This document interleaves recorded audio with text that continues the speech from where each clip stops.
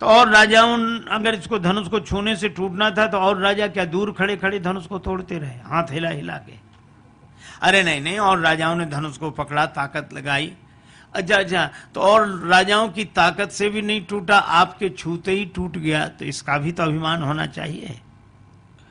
राम जी बोले नहीं नहीं लक्ष्मण, जब लोगों ने ताकत लगाई, धनुष को तोड़ा, तब धनुष के टूटने का समय नहीं आया होगा, और जब हमने छुआ तो धनुष के टूटने का समय आ गया होगा। समय ही सबको तोड़ देता है, कोई किसी को क्या तोड़ेगा। कैसे कैसे नजारे देखे हैं, झूठे सच्चे सहारे देखे हैं, जिंदगी में जिंदगी की नदिया के खुशी गम दो किनारे देखे हैं।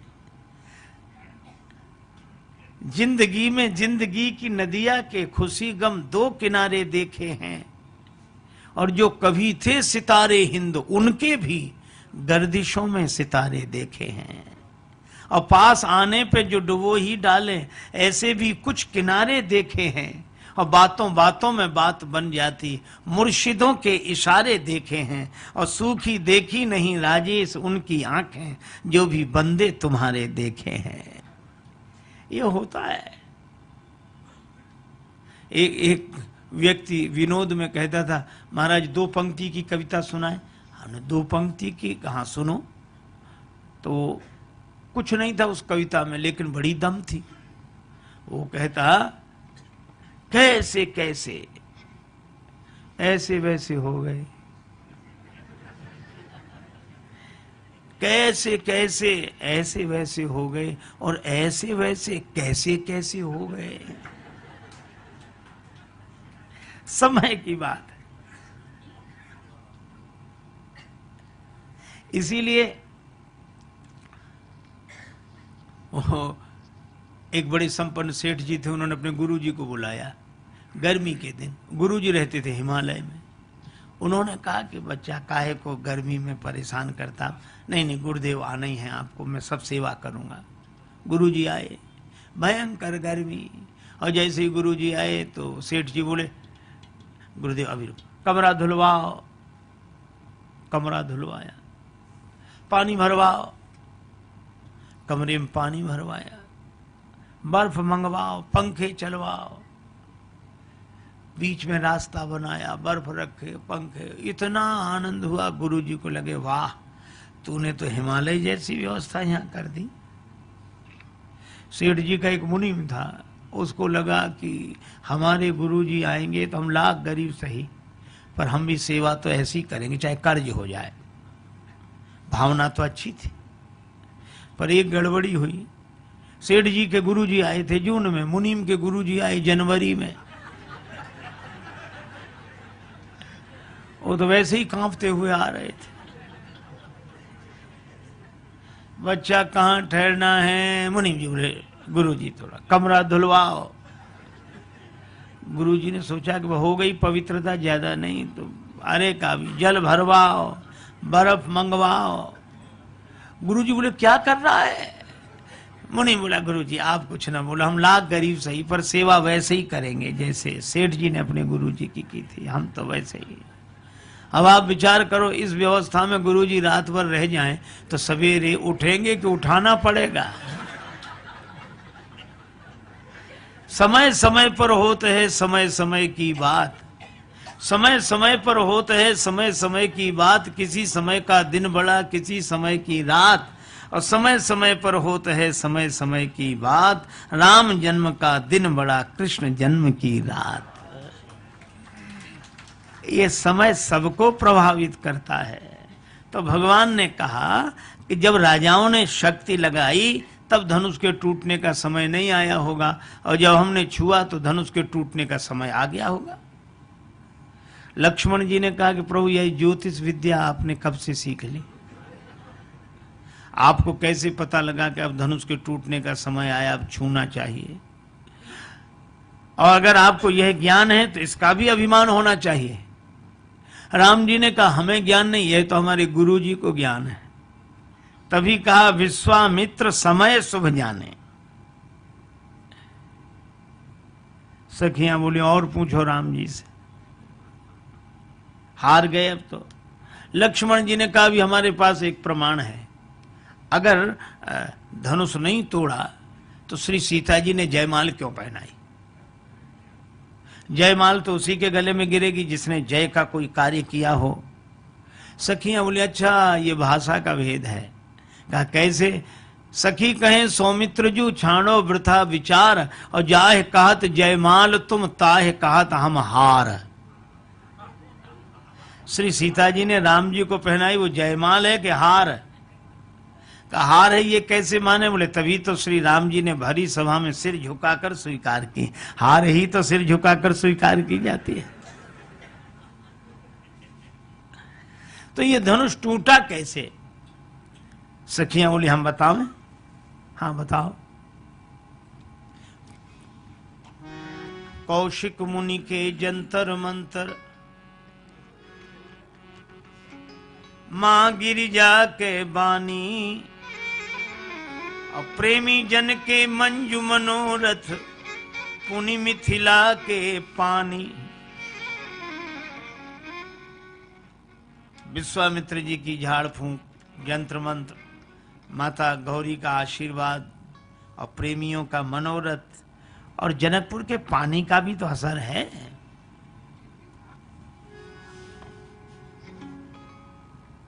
एक एक मिथिला के वासी, सकल सुकृत के राशि, सकल पुण्य संकल्प कर दिए सकल जनकपुरवासी।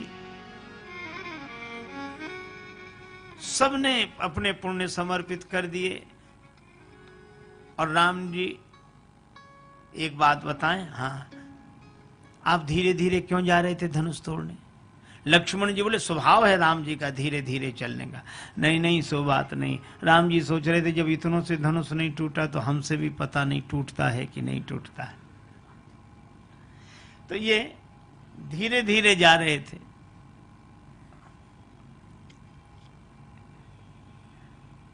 और धीरे धीरे इसलिए जा रहे थे कि अभी भी कोई कह दे के रहने दो। बीच में कोई कह नहीं रहने दो, आप रहने दो, आप मत जाओ धनुष तोड़ने। पर किसी ने कहा ही नहीं। राम जी बहुत धीरे धीरे गए पर किसी ने कुछ नहीं कहा। अब धनुष के पास ही पहुंच गए। अब तो इज्जत की बात थी, धनुष तोड़ना था। और शक्ति के बिना धनुष टूटे कैसे? शंभु चाप की अति कठोरता, लखिमन ही मन हारे। नहीं चले गो जोर, जान जी सिय की ओर निहारे। गुरुता और कठिनता धनु की, लखि मन ही मन थाके। कृपा कटाक्ष प्राप्त हित रघुवर, हारि सिया दिसि ताके। तो सिय दिसि ताकत ही ताकत, अपरंपार पवला जी। श्री सीता जी की ओर ताकते ही ताकत मिल गई। तो राम जी ने तो छुआ है धनुष, तो श्री सीता जी ने ही तोड़ा है। और तभी तो लिखा राम बरी सी भंजे चापा। का इसका अर्थ है राम जी ने विवाह किया श्री सीता जी के साथ धनुष तोड़कर। बोले वो अर्थ होगा, लेकिन हम लोगों का अर्थ अलग है। का क्या अर्थ है? का राम बरी, राम जी तो इस मामले से बरी हैं। सी भंजे चापा, श्री सीता जी के कारण धनुष टूटा। अब आप ये देखो,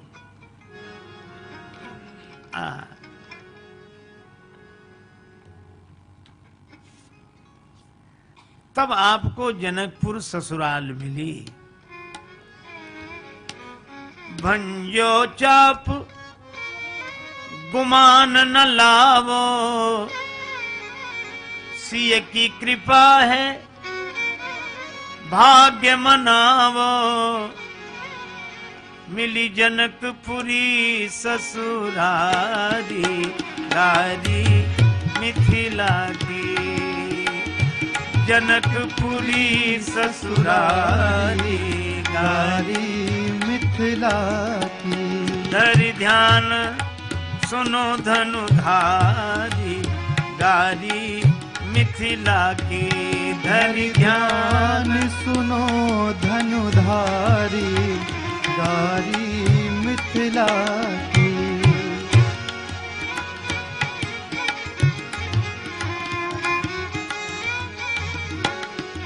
धरि ध्यान सुनो धनुधारी गारी मिथिला की। धरि ध्यान सुनो धनुधारी गारी मिथिला की।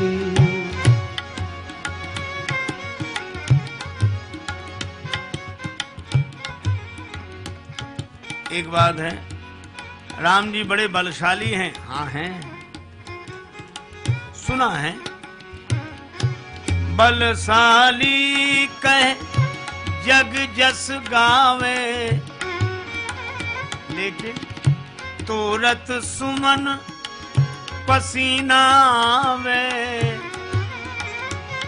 अस विक्रम की बलिहारी गारी मिथिला की। अस विक्रम की बलिहारी गारी मिथिला की। दान शिरोमणि महिमा मंडित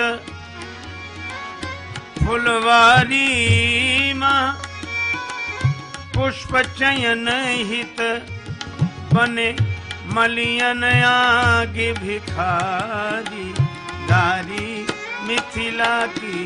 धरि ध्यान सुनो धनुधारी गारी मिथिला की।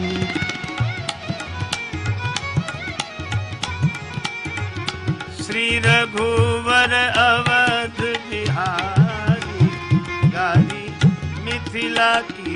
श्री रघुवर अवध बिहारी गारी मिथिला की।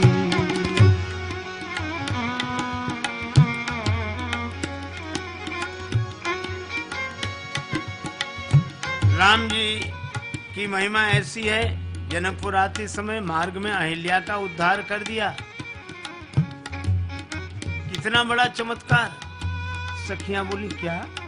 हाँ, मगमह मुनीतिय मध्य शिला के प्रगट करी पग धूरी छुला के। हो राज कुंवर या मदारी गारी मिथिला की।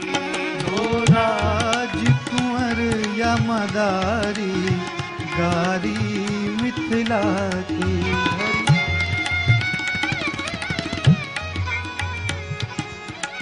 धनुष यज्ञ सुनी ब्याह उमंग में बिनु चिट्ठी कौशिक मुनि संग में बनी आए कमंडल धारी गारी मिथिला की। धरि ध्यान सुनो धनुधारी गारी मिथिला की। धरि ध्यान सुनो धनुधारी गारी मिथिला की।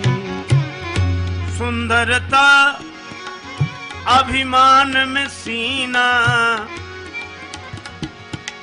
पानी चले पर आयो पसीना।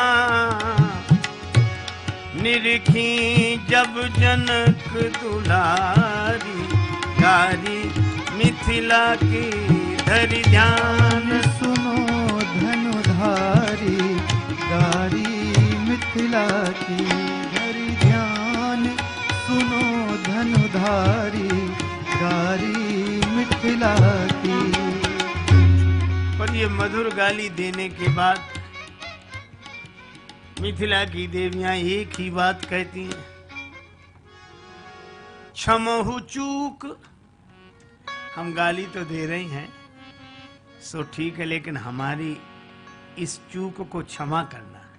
क्षमहु चूक राजेश जुयाते गारी देत